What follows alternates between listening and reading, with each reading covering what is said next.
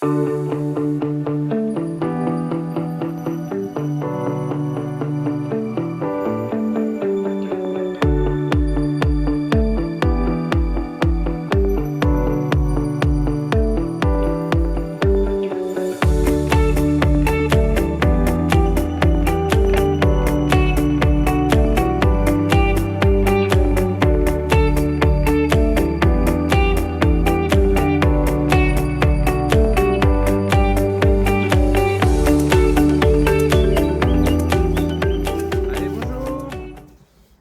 reparti aux abeilles, on continue en pleine saison, hein, donc il y a pas mal de choses à faire tous les jours. Il faut avoir une certaine logique, quoi, et une certaine logistique au niveau du planning pour tout suivre.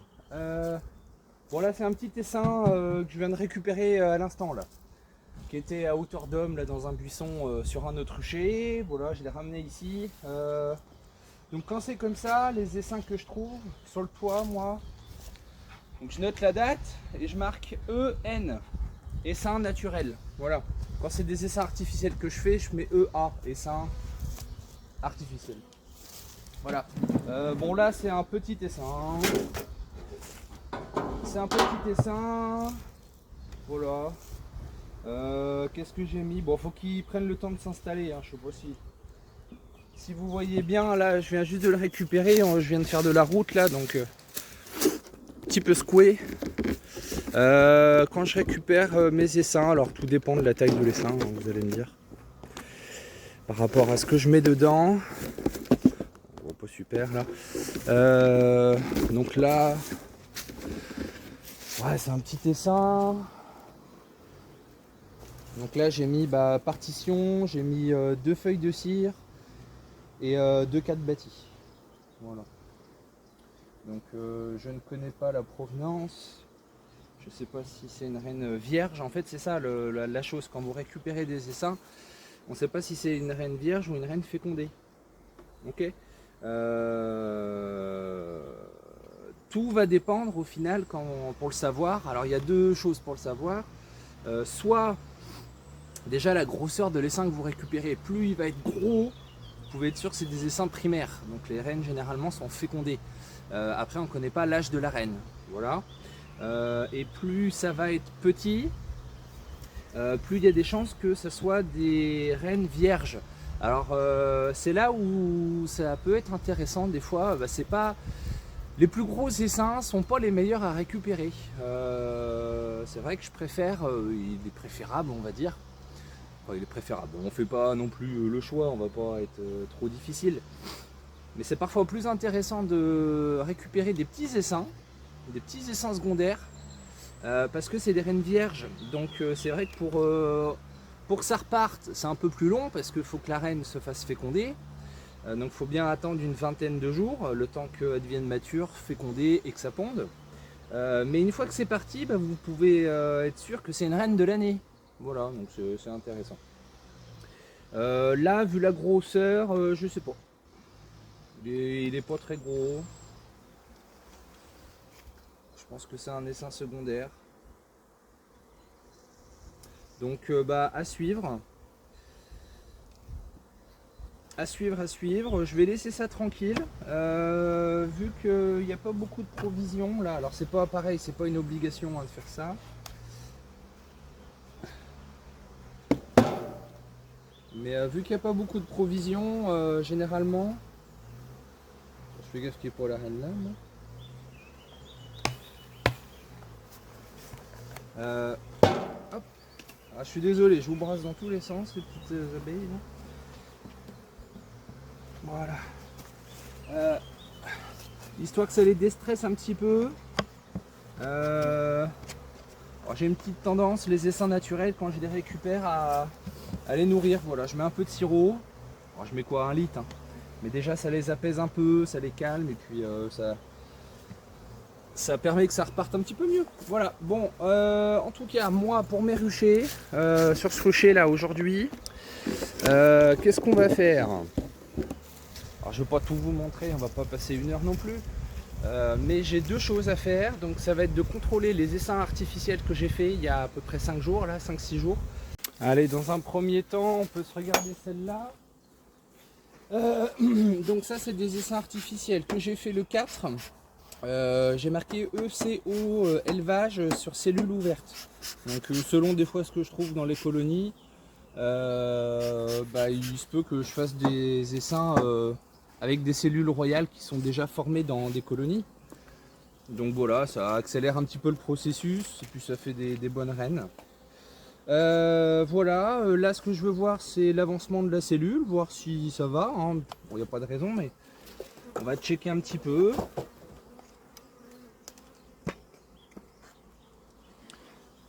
Donc là j'ai pas de reine. Hein. Enfin, normalement j'ai pas de reine. C'est ça la chose aussi que je veux vérifier. C'est que toutes les colonies sur lesquelles j'ai ponctionné des cadres pour faire des essaims, j'espère ne pas avoir fait de bêtises. C'est-à-dire la bêtise à ne pas faire, parce que la plupart de mes rennes sont marquées, mais il y en a qui ne sont pas marquées. La bêtise à ne pas faire, c'est que quand vous constituez votre essaim artificiel, il ne faut pas que, comme je disais tout à l'heure, que la reine se retrouve ici. Alors la ruche de production n'aura plus de reine, alors elle va en refaire une, mais ça va avoir un impact sur la productivité de la colonie au niveau du miel, quoi. Donc le but c'est que la reine reste dans la colonie de production et que dans mon essaim artificiel elle soit bien orpheline, quoi. Voilà.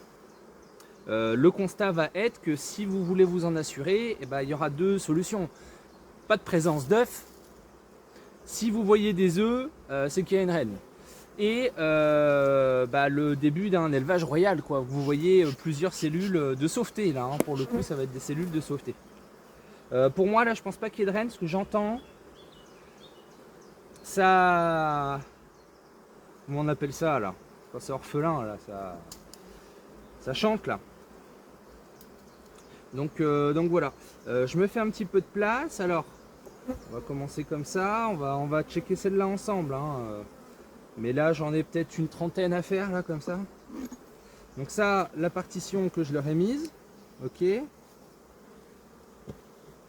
Donc là mon essaim, moi en début de saison en tout cas, je les constitue tous comme ça. Partition, 4 de couvain, 4 de couvain avec des œufs, feuilles de cire, 4 de nourriture. Voilà, c'est la base, vous faites ça en début de saison, il n'y a aucun souci, ça va fonctionner. Là, donc j'ai toujours mon couvain fermé, voilà. Est-ce que j'ai des œufs? Non.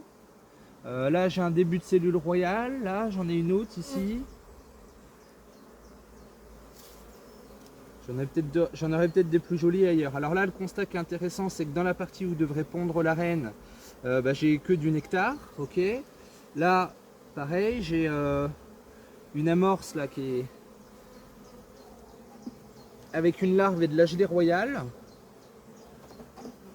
Donc l'élevage est bien relancé. Moi, ce que je veux, c'est, alors on va voir sur celle-là, il y en aura peut-être d'autres des plus intéressantes, mais sélectionner les cellules les plus intéressantes, quoi, les plus belles, on va dire.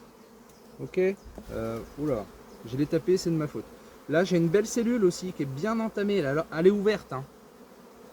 Ok. Voilà. Donc là, j'ai une belle cellule qui commence à être entamée. Elle est bourrée de gelée royale. Je vois la larve au fond. Ça, c'est intéressant, ça. Ok.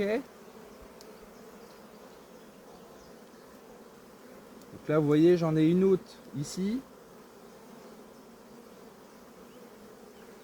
Voilà, donc par exemple, je peux laisser celle-là et l'autre, ça en fait deux.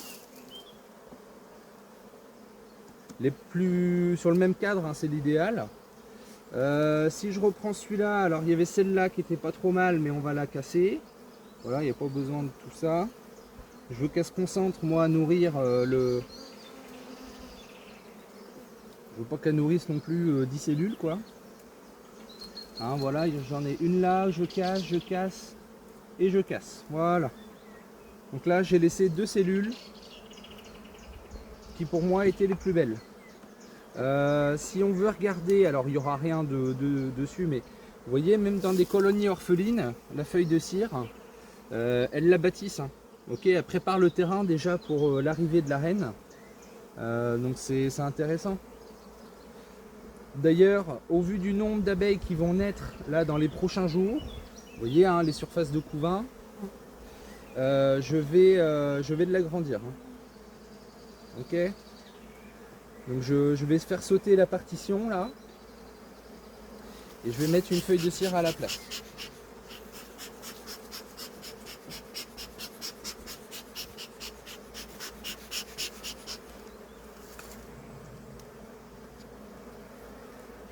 Voilà.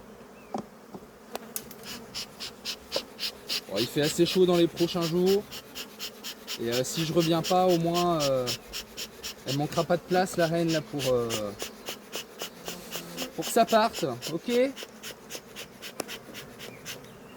Voilà l'idée.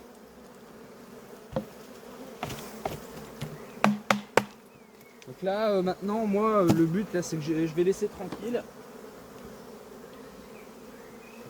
Voilà. Quand vous faites de l'élevage, n'hésitez pas à nourrir un petit peu pour que les abeilles se sentent bien, qu'elles produisent un maximum de gelée royale quand vous faites de l'élevage, ok? Alors c'est pas... Voilà, vous voyez, je mets à peine un litre, je mets un demi-litre là. Voilà, donc ça, comme ça, elles vont garder la forme, elles vont continuer à bâtir. Et les cellules royales seront mieux prises en charge là, pour lancer leur nouvel élevage. Voilà. Comment faire des petits essaims artificiels en début de saison. Allez, je vous prends un petit peu sur celle-là. Alors, même opération, hein, sélectionner les cellules là qui m'intéressent. Donc là, par exemple, donc, même constitution, hein, cadre à nourriture, feuille de cire, couvain, partition. Là où il faut faire attention, hein, c'est risqué. Alors après, chez vous, vous n'êtes pas obligé de trifouiller tout ça une fois que vous avez fait votre essaim. Hein. Parce que ça peut être risqué, parce que justement en manipulant, si vous cassez les peu de cellules royales qu'elles ont élevées, bah vous la condamnez quoi. Alors si jamais ça arrive, vous prenez un couvain ouvert d'une autre colonie avec des œufs et elles vont relancer un élevage. Hein. Mais c'est pas le but. Quoi. Donc c'est vrai que cette manip est intéressante pour sélectionner vos cellules, mais peut être risquée lorsque vous manipulez le cadre pour abîmer la cellule. Quoi, hein. Okay. Donc là par exemple, j'ai sur ce cadre là, je l'ai vu où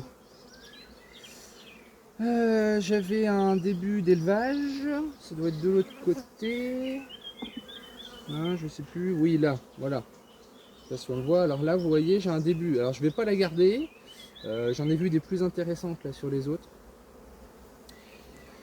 Donc celle-là je la garde et encore une fois ça permet aux abeilles de se concentrer que sur une ou deux cellules quoi. Comme ça économise la gelée royale pour gaver en fait le peu qui reste. Alors là vous voyez j'en ai une belle là. Je l'ai un petit peu abîmée. Voilà j'en ai deux belles là qui sont intéressantes. Même constat, je vois pas de ponte. Hein. Alors, les larves qu'il y a encore à l'intérieur, ça c'est normal. Hein. C'est pas des œufs de moins de 3 jours. Là, c'est la reine qui avait pondu ça quand j'ai récupéré le cadre. Et les abeilles continuent à s'occuper des œufs. Donc, les œufs sont devenus des larves. Okay, mais j'ai pas de ponte de moins de 3 jours. Vous voyez, là, j'ai deux. Pareil, alors j'en ai deux de ce côté-là. Je vais en garder qu'une. Voilà, alors là, on voit bien la gelée royale au fond, là. Je vais en garder une et vous voyez de l'autre côté là j'en ai deux. Et j'en ai une où la larve a fait la goule là. Donc j'enlève celle-là. Voilà, donc ça en laisse une ici qui m'intéresse et une là. Ok. Ce qui est idéal c'est qu'elles soient le plus proche l'une de l'autre. Donc là pareil, hein, partition, deux cadres de couvain, feuilles de cire, nourriture. Donc je décale gentiment, hein, on essaye de ne pas arracher les cellules là, on fait ce qu'on peut mais faut faire gaffe à ça. Elles sont un petit peu plus nerveuses celles-là par rapport aux autres.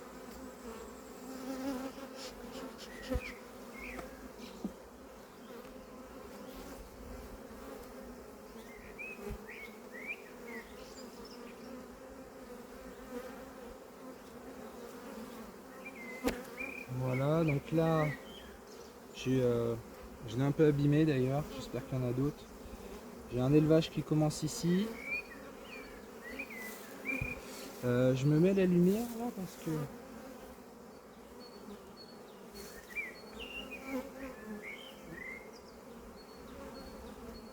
je regarde Regardez si j'avais pas des œufs, mais c'est pas le cas. J'ai une autre cellule là, alors vous voyez elle est operculée. Celle-là ne l'est pas, donc j'enlève celle-là parce que ça c'est un élevage d'urgence. Alors toutes les cellules vont être des élevages d'urgence, hein. Mais le fait qu'elles soient operculées, elles ont bâclé le boulot sur une larve à un stade beaucoup plus avancé, comme je disais, qui n'a pas été nourrie dès le début à la gelée. Donc c'est ce genre de cellules là qu'il faut éviter de garder si vous voulez espérer avoir des rennes plutôt correctes, hein. Voilà, là c'est pas operculé.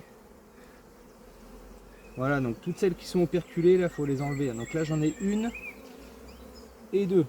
Voilà, donc là ça m'en fait deux sur le même cadre. Elles sont côte à côte, je pense qu'on va garder les deux, hein. Voilà, là c'est le schéma intéressant.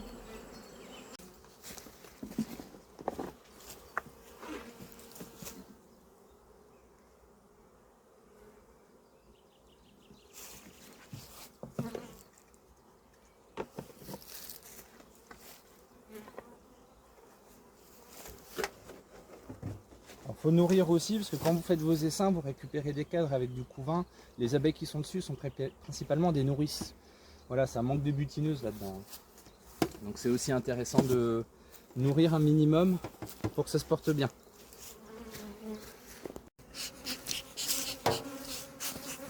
D'ailleurs, faut prendre en compte que la saison 2026, là, c'est maintenant. Mais la saison 2027 aussi.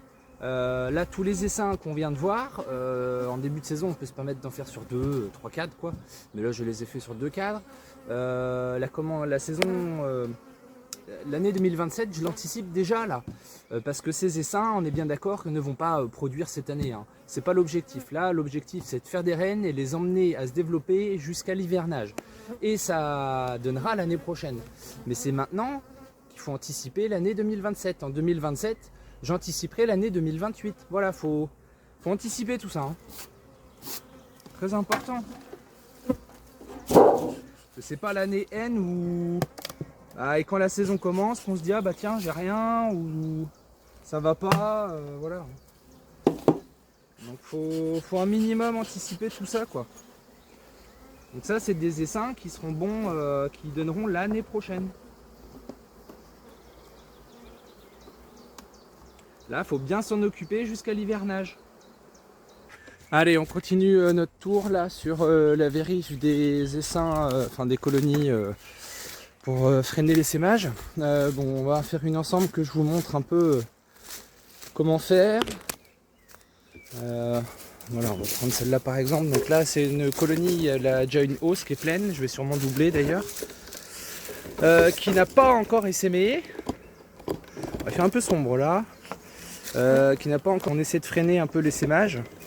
Bien que des fois on a beau faire certaines manips, ça freine pas tout. Là la reine n'est pas marquée. Donc si on la voit, on pourra la marquer ensemble, mais à chaque fois j'arrive pas à la voir sur cette colonie. Donc en tout cas je suis passé il y a une semaine, je lui ai déjà pris un essaim. Je lui ai déjà pris un essaim, je lui ai mis des feuilles de cire qu'elle a déjà bâti. Donc là l'idée en fait, pour contrôler l'essaimage, bah, ça va être de faire les cellules, quoi. Alors ça se trouve ça a déjà essaimé, hein, ça manque un peu d'abeilles là je trouve. Alors, pour moi ça a déjà essaimé, ouais. On va voir. Quels sont les signes si ça n'a pas encore essaimé et pour freiner l'essaimage, et quels sont les signes si ça a déjà essaimé. On va voir. Alors, pour moi ça a peut-être essaimé parce que ça manque pas mal d'abeilles quand même, hein. Donc 4 de provision, généralement c'est pas là qu'il y a des cellules. Alors moi je cherche beaucoup autour parce que les cellules d'essaimage se trouvent en pourtour du couvain.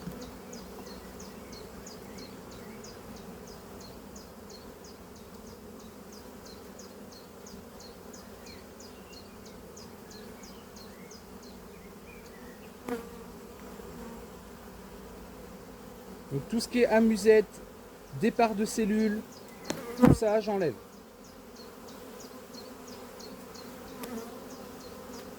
Vous allez me dire ouais mais si ça a déjà essaimé, elles n'auront plus de quoi réélever. Alors si, en fait ce qu'il faut s'assurer avant de tout casser, c'est s'il y a des œufs. Ok. Donc ça c'est une feuille de cire que je leur ai mise l'autre fois, là elles ont tout étiré, c'est pas encore pondu.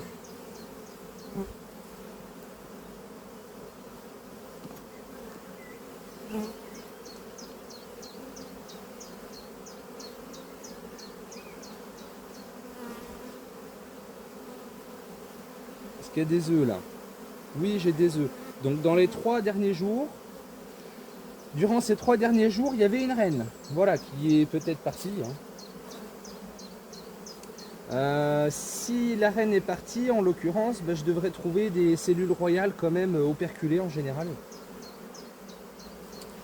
Pour le moment, c'est pas le cas, mais ça manque un peu d'abeilles. Bon, après, elles sont peut-être parties bosser aussi, hein. Alors j'ai des ébauches, hein, voilà, quand je regarde dedans là, on voit de la gelée royale, hein, le blanc là. Donc ça a bien été pondu. Ça a commencé à être nourri, ça se trouve, ça a essaimé, mais même si je casse ça, elles peuvent se rattraper après sur des œufs, hein, c'est pas grave. Mais dans le doute, là, si vous voulez pas que ça essaime, ou alors, si votre colonie, vous êtes sûr là, que ça a déjà essaimé, il peut être important d'intervenir dans votre colonie pour casser les cellules et n'en laisser que 2 les proches l'une des autres. Parce que si en fait la petite histoire c'est que quand ça va essaimer, elle va faire une demi-douzaine de cellules là-dedans, voire plus. Si vous avez une cellule ici, et là, aux 4 coins de la ruche là, en fait quand les reines va naître, avant de rencontrer l'autre pour aller la tuer, elle va créer un clan d'abeilles ici et un clan d'abeilles ici. Ce qui fait que quand elles vont se rencontrer, chaque clan va défendre sa reine et au lieu de se tuer et qu'il en reste qu'une, ce clan par exemple qui s'est fait là va protéger sa reine et va de nouveau essaimer. C'est ce qu'on appelle un essaimage secondaire. Ok, et il peut y en avoir 2, 3 comme ça à la suite. Et là à la fin vous n'avez plus d'abeilles dans la ruche quoi. Donc après un essaimage, il est important de laisser 1 ou 2 cellules le plus proche l'une de l'autre pour pas qu'il y ait un deuxième essaimage quoi, hein, pour pas tout perdre. Donc là j'ai un doute, est-ce que ça a essaimé ou pas? Je pense, mais parce que là ça manque d'abeilles quand même. Ça manque d'abeilles, voilà, alors j'ai que des ébauches pondues et nourries. Donc c'est vrai que c'est un stade un peu précoce pour essaimer quand même. Mais des fois, selon les génétiques et la saison, là, au vu de la saison là, qui est super belle, c'est sûr que ça pousse fort, hein. Mais voilà, alors tout est pondu, hein. J'ai des œufs partout. J'ai des œufs partout, donc au pire des cas, ça n'essaimera pas une deuxième fois. Bon, je pense que la reine est là quand même. Parce que là c'est fraîchement tout pondu là. Et à chaque fois, j'arrive pas à la voir dans cette colonie là.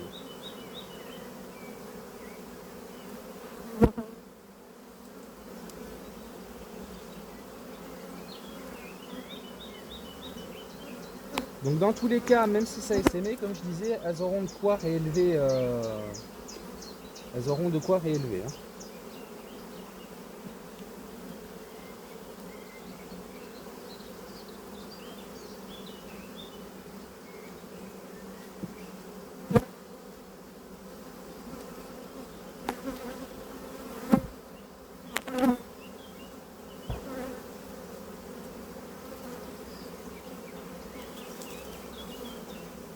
Voilà, donc je regarde s'il n'y a pas de cellules en fait.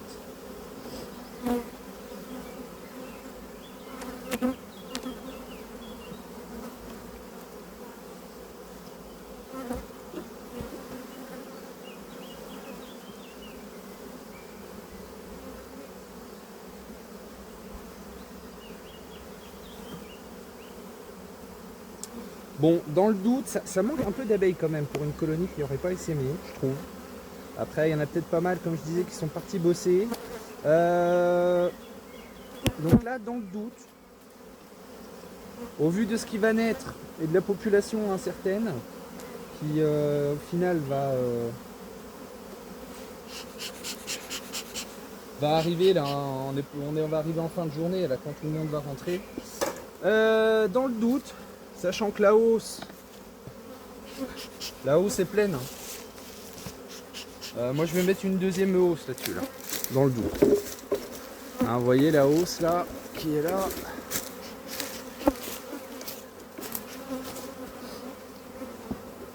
C'est plein. Hein.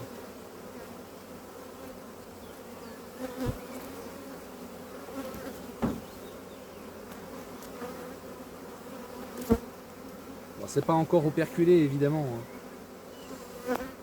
Mais la hausse est pleine, donc je pense que on va la doubler. Alors après, une colonie qui a essaimé avec une belle population continue à remplir hein, la hausse. Hein. Faut pas... Si on régule un peu l'essaimage, si ça essaime qu'une fois, ça continue de travailler quand même. Hein. Ok. Donc je vais chercher une deuxième hausse.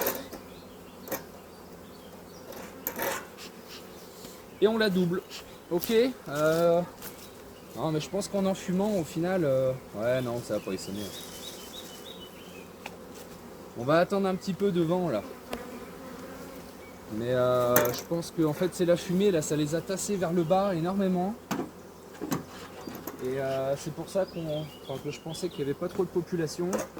Et vous voyez là, dès que j'arrête d'enfumer, les abeilles elles remontent. Le temps que j'aille chercher une deuxième hausse, là je vous laisse dessus. Mais vous voyez, les abeilles sont en train de remonter quand même là. La colonie est pleine. Je vais chercher une deuxième hausse. Et en revenant là on va voir, mais je pense qu'au final ça peut s'aimer quoi. Ça doit pas être loin quand même.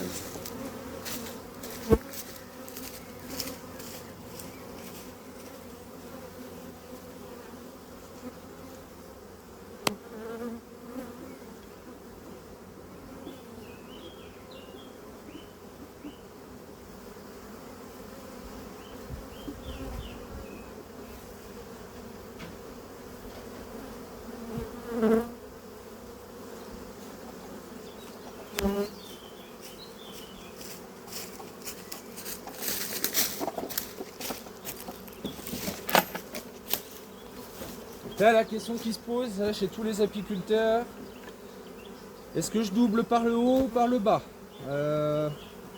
Donc bon, c'est un peu le sujet des fois. Il y en a un qui fait comme ça, il y en a un qui fait comme l'autre. Enfin, bon. En fait, il faut prendre plusieurs paramètres en compte. La population d'abeilles, déjà. Le type de miel écal. Alors le colza ça cristallise vite, donc par exemple si vous doublez par le bas, moi c'est ce que je vais faire parce que la population est quand même assez populeuse et le fait de doubler par le bas ça permet tout de suite de donner un espace supplémentaire à la colonie. Ça va la dégorger un petit peu, ce qui peut, encore une fois, une des actions, freiner, ralentir l'essaimage. Le fait de doubler par le bas. Par contre, il faut que votre assez puissant pour terminer de s'occuper de la hausse qui est là-haut. Voilà. Pour l'operculer et sécher le nectar quoi. Parce que une colonie qui n'est pas assez puissante, si vous doublez par le bas, elle va négliger un petit peu celle-là et ça va donner du miel qui peut être pas operculé ou pas totalement. Et si c'est du colza, et ben si ça manque d'abeilles pour réchauffer la hausse, le miel va avoir tendance à figer dans les hausses quoi. Donc voilà, si vous avez un doute, vous mettez la hausse vide au-dessus. Si pour vous votre colonie est assez populeuse pour s'occuper de la hausse du dessus là pour la finir en fait, et que vous voulez freiner un peu l'essaimage, bah, vous doublez par le bas. Ok. Voilà, j'ai fait le petit zoom. Alors, la question, ouais, c'est est-ce qu'on met la hausse? Alors moi, vu du dessus comme ça, je pense que oui, hein, tout est plein. Avant de mettre la hausse, eh ben, je vais contrôler qu'elle ne me fasse pas de cellules. Est-ce qu'en même temps, on lui prend un cadre pour constituer un autre essaim là que j'ai commencé? D'ailleurs, je travaille pas mal avec des cadres à mâles. On va commencer par celui-là si vous voulez. Alors les cadres à mâles, en fait, j'adore ça. Pourquoi? Parce que c'est un très bon indicateur de la force de votre colonie et des volontés de votre colonie. Exemple, vous voyez, j'ai mis un cadre à mâle il y a 5 jours là, ok? Alors, voilà, ça ressemble à ça. Donc en fait, c'est une partie qui est filée en haut, où elles peuvent stocker de la nourriture. Souvent, on le met en rive ou en deuxième place. et l'espace du bas, et il n'y a rien en fait. Donc dans les espaces vides, généralement, elles construisent du mâle. Donc là en 5 jours, voilà, c'est elles qui ont construit ça toutes seules. Ok. Ce que je veux dire par là, que c'est un bon indicateur du dynamisme et des volontés de votre colonie, parce que si vous tirez votre cadre après quelques jours et que vous voyez qu'elles ne construisent pas, c'est soit que votre colonie est trop faible, elle a un manque de dynamisme, de force, ou que ça veut essaimer. J'ai remarqué, moi je remarque pas mal qu'une colonie qui veut essaimer ne s'occupe pas de cirer. Disons qu'elles vont s'occuper d'une chose à la fois. C'est soit ça se prépare à l'essaimage, soit ça ne veut pas essaimer. Et dans ce cas-là, ça s'occupe à cirer, à bâtir la ruche, quoi. Généralement, moi je relève ce constat-là. Autre chose qui peut être intéressante, c'est qu'avec des cadres à mâle, vous pouvez combattre un petit peu l'infestation varroa. Parce que le varroa préfère se multiplier dans des cellules mâles. Quand vous avez justement le mâle qui est operculé, vous coupez en fait toute cette partie-là et vous la retirez. Ce qui fait que déjà vous traitez votre colonie, vous assainissez votre colonie contre le varroa. Et une fois que c'est coupé, vous remettez votre cadre, quelques jours après vous retirez et ça va rebâtir en fait. Et c'est un bon signe que la colonie bâtisse.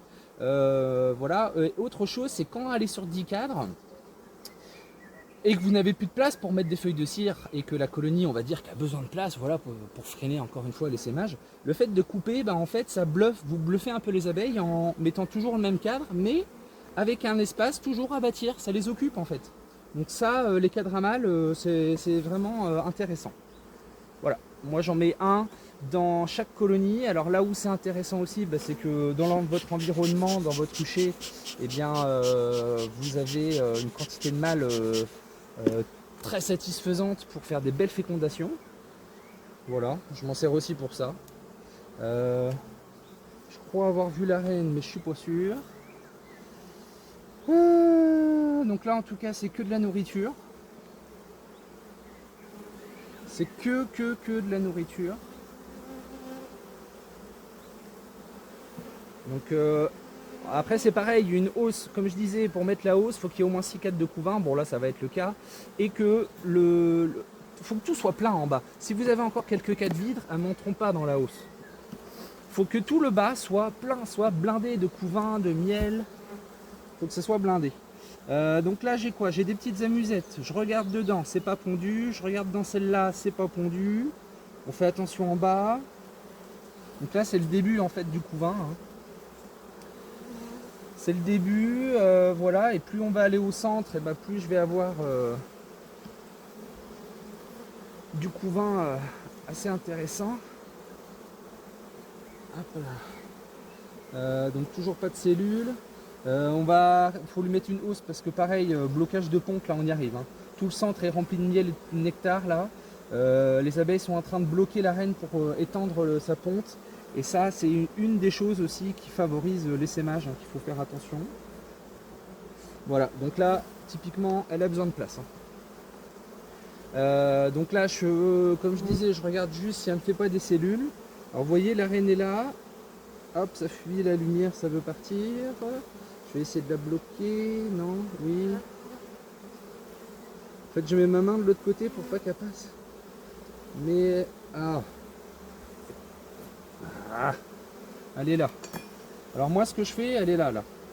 Ce que je fais, en fait, je la prends. Quand c'est comme ça, ça me permet de visiter mes colonies plus aisément. Voilà, donc là, elle est dedans. Elle est dans mon piston. Là, je suis tranquille, en fait, pour visiter ma colonie. Ok. Et là, ce qui va être intéressant, c'est que je vais pouvoir lui prendre un cadre pour continuer de constituer mon essaim. Ah, je parle pas mal, mais c'est qu'il faut comprendre les choses, quoi. Donc là, vous voyez, je vais prendre un cadre avec du couvain, des œufs, miel, pollen. Là, c'est intéressant, ça, hein, ok. Donc ça, je le prends avec les abeilles. J'ai déjà fait un essaim sur 2 cadres, donc il sera sur 3. Donc je vais prendre un essaim, vous savez quoi, je vais vous ramener l'essaim là à côté de vous, comme ça vous le verrez. À chaque fois que je fais mes colonies pour faire les cellules, à chaque fois j'ai des ruchettes là à côté de moi pour justement dans ces cas-là les dégraisser un peu. Donc soit je mets des hausses, Et en plus de ça, je prélève des abeilles. Donc là, j'ai commencé mon essaim là tout à l'heure. Donc j'ai mis, là il y a 2 cadres d'abeilles sans la reine. Je sais pas si on voit. J'ai 2 cadres d'abeilles sans la reine. Ok. Pour le moment, il est sur 2 cadres. Et je vais en prendre un 3e là-dedans. Voilà, je vais en prendre un 3e. Ça va lui faire de la place. Et ça me permettra de faire un nouvel essaim. De faire des nouveaux essaims, quoi. Hein. Alors c'est sûr qu'à ce rythme-là, on n'en finit plus. Donc j'avais dit, oui, j'ai des œufs pour réélever, j'ai des abeilles qui vont naître, j'ai des nourrices. Pour ne pas que ça manque d'abeilles, je prends un cadre, de préférence avec du couvain fermé parce que c'est des nourrices. Là on fait un essaim artificiel en fait. Hein. Voilà, je mets mes abeilles là. Donc là c'est un essaim sur 3 cadres. Donc là je vais mettre, à mon avis, vu la grosseur, je vais mettre 2 feuilles de cire et une partition pour le moment. Et pareil, comme tout à l'heure, dans quelques jours, je vérifierai qu'elle me relance bien un élevage royal, quoi. Ok. Donc pareil, ça c'est pas des essaims qui vont produire cette année. Mais j'anticipe ma saison 2027. Donc le 9. Voilà, cassé cellule royale, bien qu'il n'y en avait pas beaucoup. Pris un cadre pour essaim artificiel, plus os. Voilà. Et alors vous voyez, je l'ai pas beaucoup enfumé pourtant. Hein. Mais quand on enfume un peu de trop, on va dire, ça dépend des colonies, en fait elles descendent toutes. Et se retrouvent toutes en bas, quoi. Bon, ça va pas rentrer. Hein. Et dans notre essaim, voilà, là il est fini, hein, cet essaim. On peut le faire des essaims sur le plus gros. Ça marche aussi. Hein. Mais j'aime bien en saison. Moi, ça a toute la saison pour se développer. Il n'y a pas besoin de faire des trucs. Il est bien assez gros comme ça. Hein. Là, il est bien assez gros comme ça.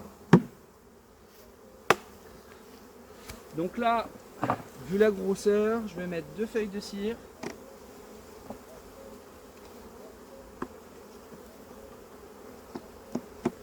Une partition.